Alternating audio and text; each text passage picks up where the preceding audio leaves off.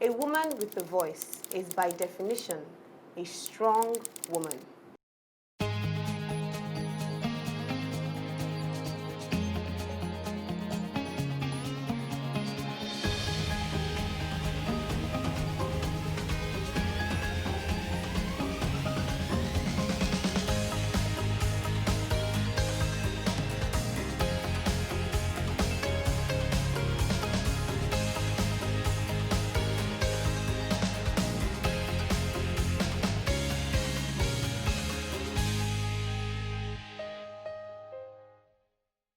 Terms like women empowerment, the rights of the girl child, feminism, are terms that have often been misinterpreted to mean that women want to take over the world. But is this what they really mean? It is my pleasure to welcome you to another episode of Chapters. And on today, we seek to understand what exactly it means when women want to stand up for their rights. Now, discussing this with me is a very special guest and someone who is not afraid to be called a feminist. She's known as a feminist activist, as a policy advocate, a social entrepreneur, and a writer.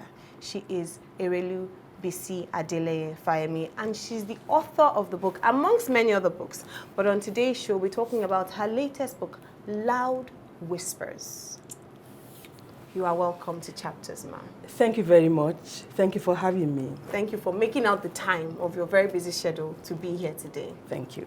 Now, I came across your book. I told you the story. I stumbled on it on television, and the topic immediately piqued my attention because for me, as I know that most of the people, when we hear the terms, even as I'm a woman, when we hear the terms feminism, and when the men hear, they already think the women have come again. Then when some women hear, they think, I don't want to be a feminist, I'm not fighting for women's rights and all of those things.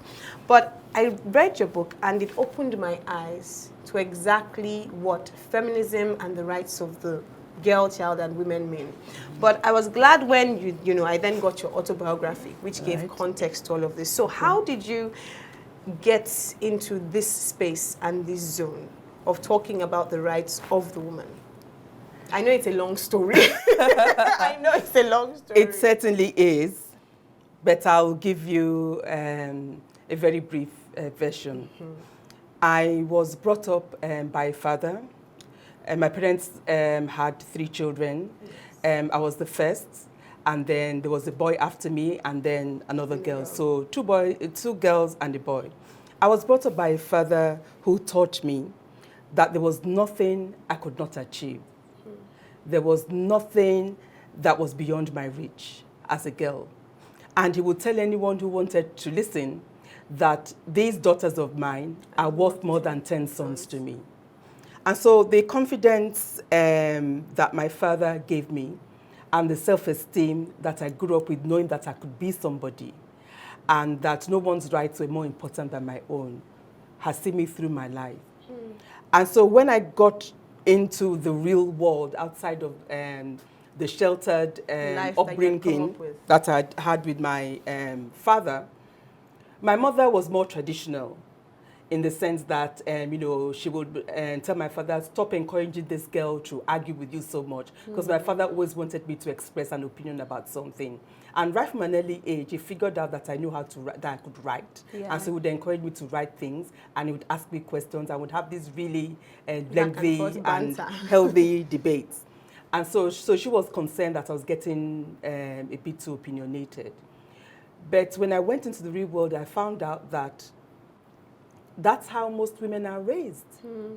Women are raised to speak well below a whisper, both literally and metaphorically. So I found out that majority of women were raised to believe that they were inferior, that their rights were not as important as that of the boys or the men around them.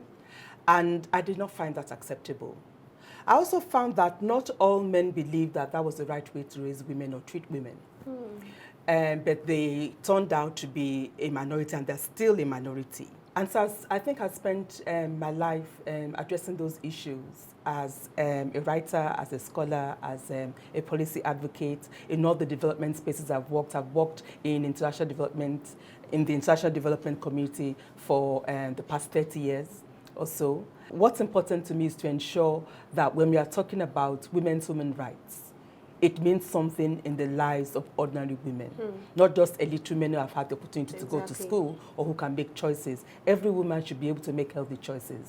Every woman has the right to dignity and to a personhood, and no girl should have to walk the streets in fear. So how would you define feminism? Feminism can be described or defined in different ways, but I would define feminism as a global struggle against all forms of patriarchal oppression. Feminism is not about a struggle of individual women versus individual men. It's a struggle against systems and structures and processes that are ingrained in our political, our economic, our social, our technological, our religious systems.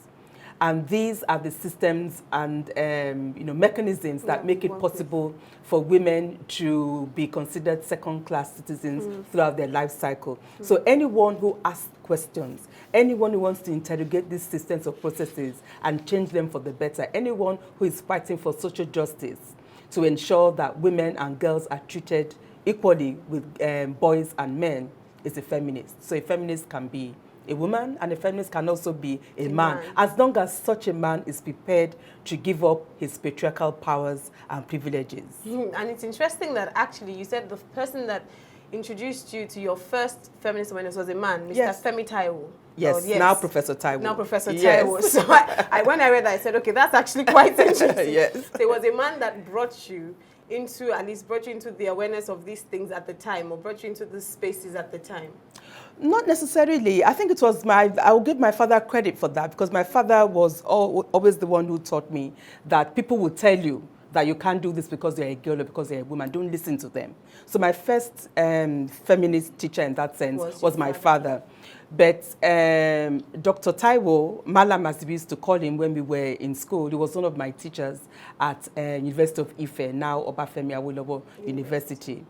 He was the one who gave me my first feminist book, The Female Eunuch by Germaine Greer. And he mentored me and gave me a lot of feminist tools for analysis. And that has stood me in very good stead over the years. What would you say, talking from your father and reading your autobiography, you had a very special relationship with your father that a lot of young girls do not have with their fathers. For men watching, what is their role in the way that they raise up their girls, and how should they raise up their girl children so that, girls don't grow up in this mentality of my brother is better than me or this man is better than me? It's very important for fathers to raise their daughters to believe that they can conquer the world, because the father is the first male role model a girl has.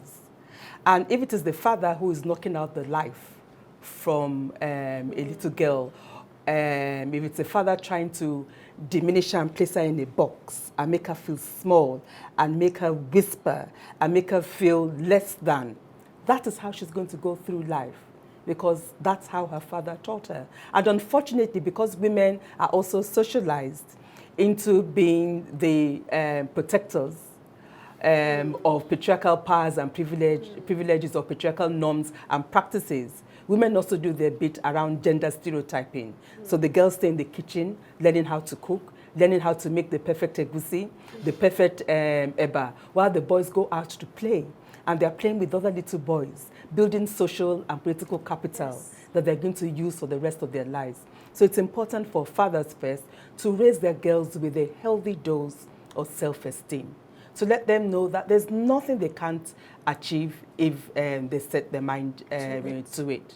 And to raise them to believe that when they're in relationships with men, whether as students together, as peers in the workplace, or in personal relationships, husbands, wives, and so on, that they should be treated. They have a right to be treated with dignity and respect. Yes. The respect of a woman is non-negotiable.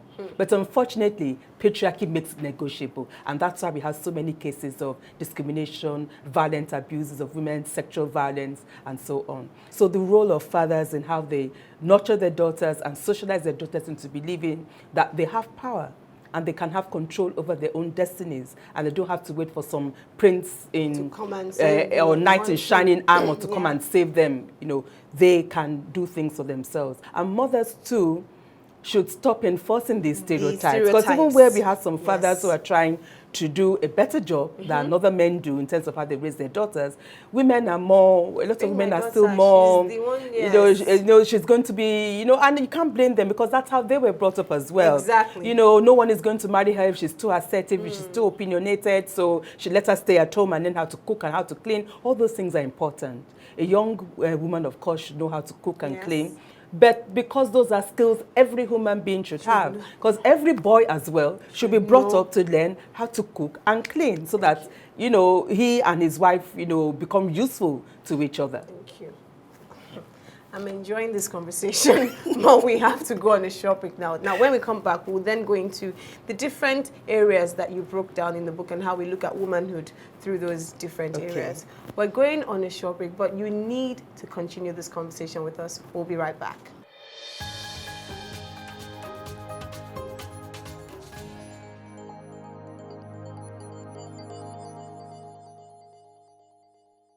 You are welcome back to Chapters, and on today's very special episode, we are talking about womanhood, feminism, and understanding the right of the woman in society. Any society, this doesn't have to do with Africa, it's all over the world.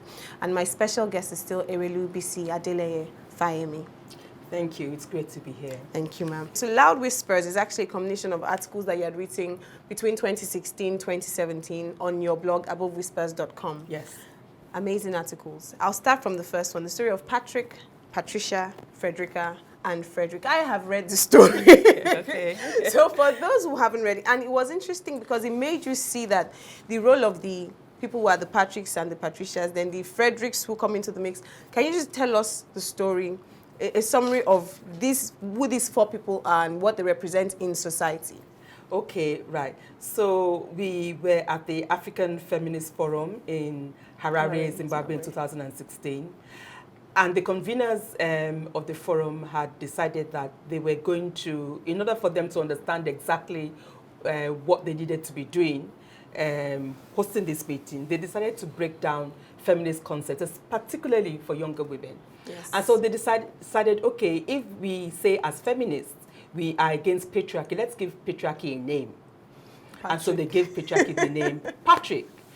And when I was doing my keynote speech at the conference, I was one of those who opened the conference. I said, okay, if you have a Patrick as the face of patriarchy, patriarchy is also supported by some people who make sure that it survives year in, year out. Because Patrick must be a really good entrepreneur to have, you know, this conglomerate that can last from generation to generation. So it means that he has to be hired, he has to have some really good human resource practices. He really must be hiring some, you know, great people that are you know, really making to the help him system sustain work. the business. And so, of course, so it seems as if he has some patricias who work with him to help sustain the system. But we have people who ask questions about why the system is like this, why can't we do things differently? Now, those are the Fredericas, the feminists, who say, no, we are not going to keep marrying our girls off at the age of 11 and 12. No, we are not going to keep, you know, cutting off the genitals of our girls in the name of culture and tradition. And definitely, no, we are not going to be sending our boys to school and keeping our girls at home for them to be, you know, become of marriageable age, and then we marry them off to the highest bidder. And then there are a handful of Fredericks, the male feminists, who nod their heads and agree with the Fredericas and say, you know what, these Patricks and Patricias, the way they're running the world, it's not sustainable. Because if we allow them to continue to run the world like this, it means that we are trying to clap with one hand. And so when you try to clap with one hand, how does that sound? You don't hear anything. When you clap with both hands, then that makes more sense. And so we have countries that set development goals. We had the Millennium Development Goals. We did not achieve any of those as a country in Nigeria. Now we are on the 17 Sustainable Development Goals. None of our development goals as a country can ever be met if half of the population is left behind. And so that's what I was trying to talk about in that essay on Patrick, Patricia, Frederick, and Frederica. Fantastic analogy. And I think it's interesting when you tell things in a story format, people can understand it and see it better. But we'll move on to another chapter, and this is something that in these days we hear too much of. The narrative is changing, but it needs to change more, and that is women not helping or liking or being the worst enemy of the next woman.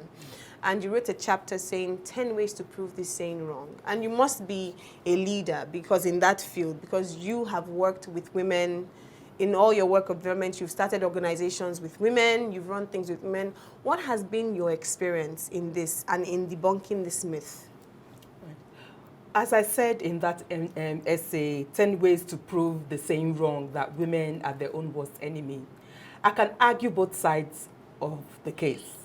I can make a case for women being their own worst enemy, and I can make a case against it. I choose to make a case against it because I hate that saying, women are their own worst enemy. Men kill, they plunder, they loot, they rape, they abuse, they do all kinds of terrible things, and we don't hear people saying men are their own worst enemy. So yes, it's true, women can do nasty things to other women, but the real enemy of women is not other women, it's patriarchy. So women need to figure out how to work with other women and lift themselves up. And I give specific examples. So first of all, women need to learn how to show solidarity with other women. Yes. It's ingrained in many of our cultures, how we rise and mobilize and support other women, particularly in times of need. The misfortune of another woman should give you concern. That should not be the point at which you are unhappy because somebody else has hit hard times. We should, with what people are doing on social media these days, yes, I'm particularly concerned about the levels of violence of women against other women on social media. Body shaming other women, calling other women names, especially people you don't know. People should just stop doing things like that. And then again, as women, we are the ones who are saying we don't have enough women in leadership. And the few women we have in positions of leadership, we will not support them. We keep, saying things to bring them down. Oh, look at look at how her weave looks. Look at her makeup. It's not good enough. Look at her dress. It wasn't sewn well enough, and on and on and on. So we can do better as women. An example I give there is the way we treat our domestic staff. Yes, you did that. As women who have careers outside of the home, mothers, wives, and professional women as well, we had domestic staff, and most of those domestic staff are female. And the way we treat them sometimes leaves a lot to be desired. There was a story in the news recently about a woman who works in one of the oil companies who locked up her housemaid and traveled. She locked up her 13-year-old housemaid, left her alone with biscuits, and traveled out of the country. Neighbors alerted the police, and they had to go and raid the house and break the doors open to rescue this poor child. And so we cannot build ourselves up at the expense of other women. So we can do better. We are not our own worst enemy. Patriarchy is our worst enemy. We need to keep our eye on the ball. We need to know what and who the real enemy is. Yes, and I like something you wrote, which I used to say truly when I was much younger, but I've changed. You said, when it comes to friends, never be that woman that declares, I don't have women as friends. You need women as friends. Everyone needs friends, and you do need women as friends. Yes. You don't need that many of them. You have to be selective, of course. Oh, yes. Yeah, because you don't want to be friends with the town crier, or with an amiibo. But, everyone needs a friend. We have to go on a short break now, but when we come back from that break, we'll look into the issue of social justice as it regards women and what needs to be done. We'll go on a break now, and we'll be right back.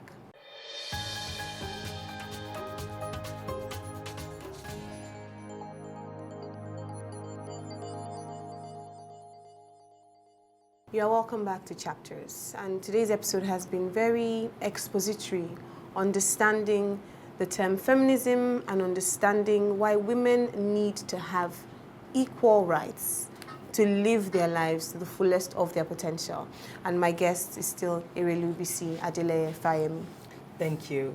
And before we went on the break, I said I wanted us to talk about the portion on social justice. The stories were heartbreaking, so to speak. In your work, and you've done a lot of work where you've seen issues around social justice, what do you think the way out is? I mean, for example, I know that you had mentioned that our girls now wear Spanx to school is a true story. And this was about the fact that on a main road in broad daylight, young boys were molesting a young girl, and people were not doing anything, they brought out their phones to record, to even show where society has, or the level of debasement in society. What is the awareness that we need, even as human beings of today? A lot has gone wrong in our society. It's hard to believe that something like that could happen on the streets of Lagos. It didn't happen in a village. It happened somewhere around Balinde, I think leading to a part of Ikoyi. It was happened over a broad area, but it was in broad daylight. And apparently, that was not the first time. It was something of an annual ritual. On the last day of school, at the end of the school year, the boys would organize themselves into groups and waylay the girls and sexually assault them. In broad daylight, in the middle of the road. Yes. And we would not have known, and you know, people, because when people started talking about it later, especially people in the neighborhood, they were saying things like, they've always been doing that. How can that be normal? For a group of girls to finish school the same day as the boys, and they're about to go home, and they get stopped and ganged up on and stripped naked and raped in broad daylight. So there was this very kind woman, Michelle Matthews, who was going about her business, and she saw this happening. She saw this group of boys rounding up on the girls and, you know, trying to, take her clothes off. And she challenged them, and she found out that it wasn't this one girl. There were at least 60 girls who were at risk that afternoon. So she was able to call other people around to help her. Initially, there were people who were just recording, including 2 policemen, not doing anything.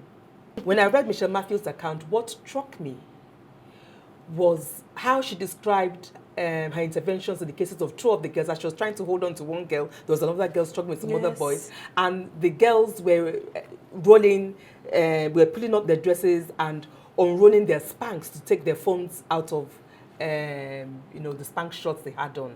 Some had on 1 pair of Spanx, some had 2, and some had 3. And that's why I decided to write that poem, "Our Girls Now Wear Spanx to School." We should be ashamed. As parents, as leaders, as teachers, we should be ashamed that this is happening. So all of us are responsible. Parents, teachers, our religious leaders, the government, everyone has a role to play. There should be 0 tolerance for violence against girls. African women have made a case for so long for girls to be able to go to school. In many cultures, because of the scarce resources, it's boys who got educated and girls were the ones who got held back because there were not enough resources to go around. But due to free education policies in a handful of places, and the fact that there's been a lot of advocacy around the issue, girls can now go to school alongside the boys. But unfortunately, there's so much violence against the girls in schools. They are preyed on by their classmates, by their teachers, by the security guards, by neighbors who waylay them on the way back home. If you read the essay, A Tray of Locust Beans. So it's hard now to keep our girls in school because of the levels of violence. So we all have a role to play. This impunity must end, and girls need to be free and safe. And the school is a place where children should be children. Exactly. Where they should go and learn and be friends and be brothers and be sisters, not wearing 1, 2, 3 Spanx to school. In your work, and you've worked in development, and the core of your work is women empowerment, women development. What are the things that we can now begin to do? So we know the issues, and if you think you're listening to this episode, you don't know the issues, go and get a copy of this book just for awareness and knowledge, because like I said, sometimes it's a lack of knowledge and a lack of awareness, and people are wondering, oh, so these things are happening. I read the Spanx story, and for me, it was like a revelation, like, oh, wow, this is happening in broad daylight in, like you said, Lagos. Obalende is not in maybe some, it's in an area where there should be enlightened people. But what are the things we can all begin to do in little ways, in big ways? Because sometimes it's not even about the big changes. It's almost like you said, like you and your father. What are the little things that we can all begin to do in our spaces? Okay, thank you. Well, to start with, let us raise our children differently. Let's raise our girls, as I said earlier, for them to have self-esteem, for them to have confidence, and for them to know that there's nothing they cannot achieve. Let us raise our boys to respect girls, to respect themselves. And when our boys grow into men, what makes a man is not how many times you yell at a woman, or how many times you slap a woman, or how much control you exert over a woman. What makes a man is how kind you are, how much you provide, how productive you are in your community, how you support and care for your family, how you treat your wife like an egg, and not something to be smashed on the floor or beaten into an omelette. That's what makes a man a man. So we need to bring up our children differently. For those who have a duty to teach, we should stop perpetuating gender stereotypes. We still have textbooks in this day and age that show, fathers coming home from work with their briefcases and the women in the kitchen, "Darling, what are you going to eat?" Yes. We are not saying that women should not cook, at home, but women go to work too. And we have many instances where, for one reason or the other, women are the breadwinners of the family. So we should stop perpetuating gender stereotypes. Men work, women work too. For our religious leaders, we need them to try and use our books of faith, whether we are talking about the Bible or the Quran, in ways that are empowering, not in ways which diminish the personhood of women. For our political leaders, we need them to enforce the laws and policies that we have in place. And where they don't exist, we need them in place. For example, we have the Violence Against Persons Prohibition Act of 2015. That needs to be domesticated in states across the country, states who don't have their own gender-based violence legislation. It needs to be domesticated. We have the National Gender Policy, which is supposed to be a roadmap for the federal government and for state governments, for them to be able to deploy the required resources, whether it's material, financial, or human resources, for gender equality and women's empowerment. And then we have a whole range of others. We have the Child Rights Act, and that Child Rights Act is what can take care of issues such as trafficking in children, exploiting children's labor, early marriage, making sure children go to school, making sure children are free from abuse, and so on. And we also have legislations around harmful traditional practices, such as widowhood practices and female genital mutilation. Yes. So where we have them in place, let us implement them and enforce them. Where we don't have them, let's advocate for them, and let us make sure that they're in place. And for the ordinary citizen, there are things that we can do. When we see things happening around us that are not right, the neighbors, for example, who noticed that there was this little girl who was crying in this household, who had been left all alone, and they alerted the police. That's something we should all be doing. Let us be each other's keeper. Like Michelle Matthew, who was going about her business and ended up saving the lives and dignity of up to 16 young girls. If all of us keep saying, "It's none of my business, this doesn't concern me," you don't know when it will concern you. Because the same way in which the rain falls on everyone, it falls on the rich, it falls on the poor, and you don't know what might hit you tomorrow. If you see someone next to you suffering, you think it's none of my business. It might be your turn tomorrow. It might be your turn tomorrow, or that of your child. So we all have a role to play. Ordinary citizens, our teachers, our policymakers, our leaders, everyone has a role to play. We all need to make sure that discrimination, violence, and behavior that is totally abhorrent in the eyes of God should end at your doorstep. Thank you so much, ma. End at your doorstep. Where can, before you've truly opened our eyes today, where can people get copies of this book? It's available at Pataba Bookshop. Okay. And at Glendora as well. And it's soon going to be available on Amazon. Fantastic. So you can get it anywhere in the world. Follow her at abovewhispers.com, and then the conversation continues there because you keep writing. Yes.